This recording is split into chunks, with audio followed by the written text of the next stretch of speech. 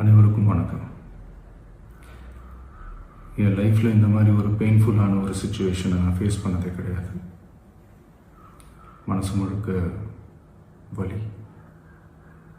வலி மட்டும்தான். இந்த சுற்றுப்பயணத்தில் என்னென்ன மக்கள் பார்க்க வராங்க, அதுக்கு ஒரே ஒரு காரணம் தான், அவங்க என் மேலே வச்சிருக்கிற அன்பும் பாசம்.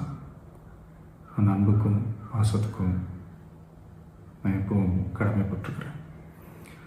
அதனால தான் இந்த சுற்றுப்பயணத்தில் மற்ற எல்லா விஷயங்களையும் தாண்டி மக்களுடைய சேஃப்டி, அதில் எந்த காம்ப்ரமைஸும் பண்ணிடக்கூடாதுன்றதுக்காக தான் அது என் மனசில் ரொம்ப ஆழமாக இருக்கும் அந்த எண்ணம். அதனால தான் இந்த அரசியல் காரணங்கள் எல்லாத்தையும் தவிர்த்துட்டு ஒதுக்கி வச்சுட்டு மக்களுடைய சேஃப்டி மட்டும் மைண்டில் வச்சுக்கிட்டு அதுக்கான இடங்களை சூஸ் பண்ணுறது, அதுக்கான இடங்களை பார்த்து பர்மிஷன் கேட்குறது, போலீஸ் டிபார்ட்மெண்ட்டில் அதை ரிக்வெஸ்ட் பண்ணி கேட்போம். ஆனால் நடக்கக்கூடாதது நடந்துருச்சு. நானும் மனுஷன் தானே. அந்த நேரத்தில் அத்தனை பேர் பாதிக்கப்பட்டு இருக்கும்போது எப்படி அந்த ஊரை விட்டுட்டு என்னால் கிளம்பி வர முடியும்? நான் திரும்ப அங்கே போகணும்னு இருந்துச்சுன்னா அதை ஒரு காரணம் காட்டி அங்கே வேறு சில பதட்டமான சுச்சுவேஷன்ஸ், வேறு சில அசம்பாவிதங்கள், அந்த மாதிரி எதுவும் நடந்துடக்கூடாதுன்றதுக்காக தான் நான் அவாய்ட் பண்ணேன்.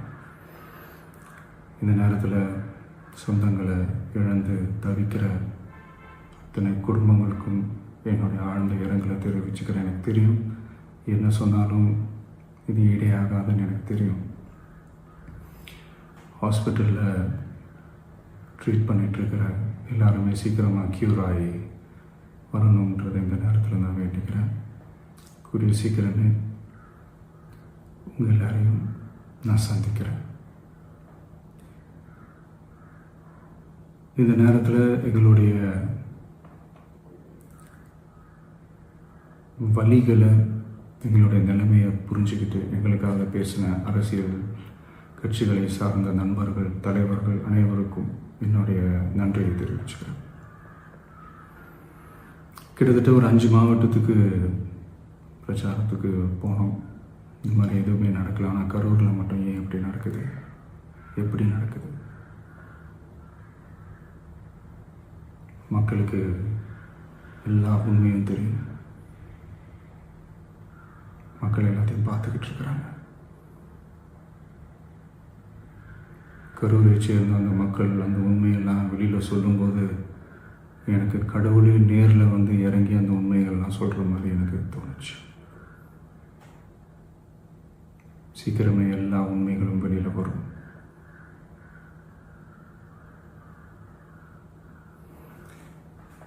எங்களுக்கு தரப்பட்ட இடத்துல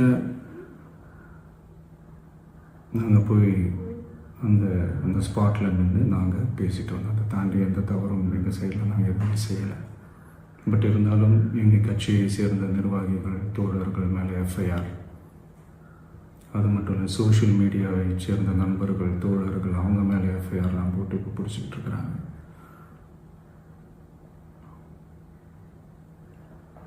சிஎம் சார், உங்களுக்கு ஏதாவது இந்த பழி வாங்கணும் அப்படின்ற எண்ணம் ஏதாவது இருந்துச்சுன்னா என்ன வேணாலும் பண்ணுங்க. அவங்க மேலே கை வைக்காதீங்க. நான் ஒன்று வீட்டில் இருப்பேன், இல்லை நான் ஆஃபீஸில் இருப்பேன்.